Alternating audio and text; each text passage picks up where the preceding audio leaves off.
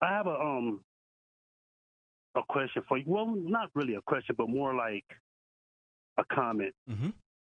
You've lived in Los Angeles for numerous surrounding years. Born and raised. Born and raised. Oh, yeah, so am I. Mm-hmm. And we both are aware of the racist history of the LAPD. I mean, there's no reason or no need to go in statistics and everything because everything has been proven. I mean, wait, Thomas. Excuse me, Thomas. I got to stop you for I got to stop you for a second. What do you mean you don't need to go in statistics? Of course you do.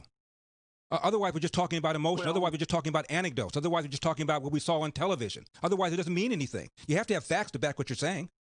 Now, Thomas, you started out by saying yes, we can talk about that. You started out. You have to have facts. You have to have facts, and you also have to go through what you see and what you experience as well. Because going off of statistics, you're going off of other people's statistics. Statistics can be twisted in many ways, and often have been. So. Oh, for God, Thomas. Either the rate at which blacks are being shot by the police are going up or going down. And according to the CDC, they're going down dramatically in the last 50, 60 years. And you are absolutely right, Thomas. You started out by talking about the racist history of the LAPD. No doubt, one of the local reformers, you should know this since you're born and raised here, is a woman named Connie Rice, not Condi Rice, but Connie Rice. And they're related, by the way. Connie Rice is left-wing. Condi Rice, as you know, is a Republican. But Connie Rice has been a long-time anti-police advocate who's for the time I can remember, has argued that the police have engaged in institutional racism. She no longer feels that way and has done a 180 about 15, 20 years ago. This is not the same LAPD it was when you and I grew up. We had back-to-back black police chiefs here. When you say engaging into racism, can you be more specific as far as traffic stops and how relations are made between absolutely I can. People of color absolutely and white I people? can. Absolutely I can. Please be more I'm happy to if you let me. Thank understanding. You. I'm happy to if you let me. You remember Chris Darden? Who was prosecuting O.J. Simpson? When the case was over, he joined the ACLU because he wanted the police to start for the first time to record traffic stops by race. Before that, you pull somebody over, you wrote down the stop, but you didn't write down the race of the person you pulled over. So now you have all this data. For the last 20 years, the police have had to record the race of the person they pull over in order to determine whether or not there's any sort of pattern of abuse, pattern of racism. Where are the lawsuits, Thomas? Where's the lawsuit arguing that the LAPD, based upon these numbers we've now gathered, have pulled over people just because they're black, as opposed to because they've committed a traffic offense? Where's the lawsuit? Well, I can tell you this much, sir. I've been living in the Antelope Valley for quite some years now, and I've had a couple of traffic incidents where I got a ticket. And when I went into that court, it was predominantly black folks in that courtroom when I live in a predominantly white area at the time. All right, Thomas. Thomas, hold on, okay? Don't go away. We'll talk on the other end. 888-971-SAGE. I'm Larry Elder. About the racist history of the LAPD. There's no question about that, although I think most of these young people in the streets have no idea about the racist history of the LAPD. But this is not your grandfather's LAPD, as I was saying a moment ago. And let me just say a few things, and Thomas, and I promise I'll shut up and let you speak too.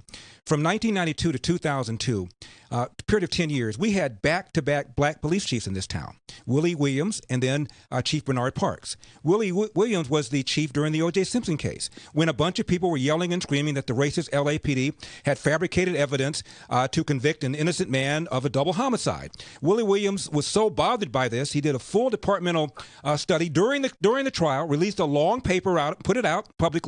Nobody cared. The same people that argued the LAPD had manipulated evidence to convict this guy still felt the same way, even though a black guy put out a report and said it wasn't true. And in New York and in here in L.A., Thomas, these are our two largest police departments in the country. They now demographically reflect the race of their respective cities. In L.A., as you know, L.A. is 40% Hispanic, as is the LAPD, 30% white, as is the LAPD, around 9% black, as is the LAPD. The rest of it is Asian Pacific Islander, as is the LAPD. I gave a speech at the Academy not long ago, and I'm looking at these young cadets, Thomas. I didn't see very many white ones at all. You have a bunch of people of color who are going into law enforcement, and we're still yelling and screaming and saying institutional racism. It's ridiculous, Thomas. Ridiculous. Well, sir, the question is, I don't really think hiring different ethnicities onto a police department is going to change the thing. It is Really? how the policy. Wait. Really? The policy, how it acts on. Hold on, Thomas. Really? So you'd be okay with 100% white? Then you say you were going to let me speak? You'd be okay. You'd be okay with 100% white LAPD? No. You say you was going to let me speak. You not let me get to my. Well, you made a point. I'm sorry. I have to respond to it. Would you be okay with 100% white LAPD? Would I be okay with it? Yes. Actually, what I would be. You just now said it didn't matter. You just now said the race didn't matter. So would you be okay with 100% white LAPD?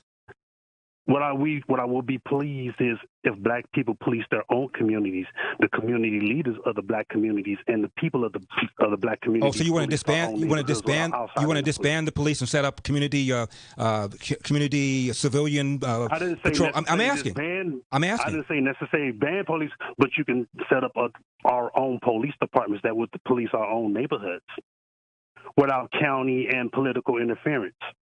Because only the people know how to deal with the issues of the people, not the police. That's the problem we're seeing here today. Thomas, the police is trying to handle the issues of the people. May I give you another fact that you probably won't like? You look at the Gallup poll that came out last month. Blacks and whites were asked, do you want to... Just Gallup polls, right? Gallup poll, yeah. Just Gallup polls? Just Gallup polls. I'm sure there are others. Because a lot of polls... Thomas, Gallup is a respected... A lot of the polls you talk about, it'd be just Gallup. It's just Gallup and not polls. Because when you got to go to the polls, you got to go to the people to get the polls, sir. Okay.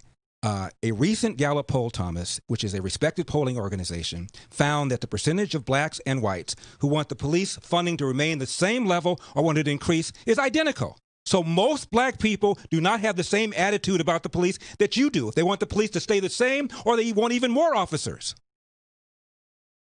Oh, by the way, before I interrupt you, I enjoy having intellectual conversations with you. That's the purpose of me calling, is to have a conversation, because I truly believe that we can learn from each other. 100%. So continue, please, sir. 100%. Well, Thomas, thank you so much for calling. Thank you for the respectful way that you listened to what I had to say. You simply are wrong. Absolutely dead wrong. As I pointed out, Google Connie Rice, R-I-C-E. You'll find she has been a thorn in the you-know-what for the LAPD for decades. And they made reform after reform after reform, largely because of her. Frequently, when they would do something, run it by her to make sure it was okay.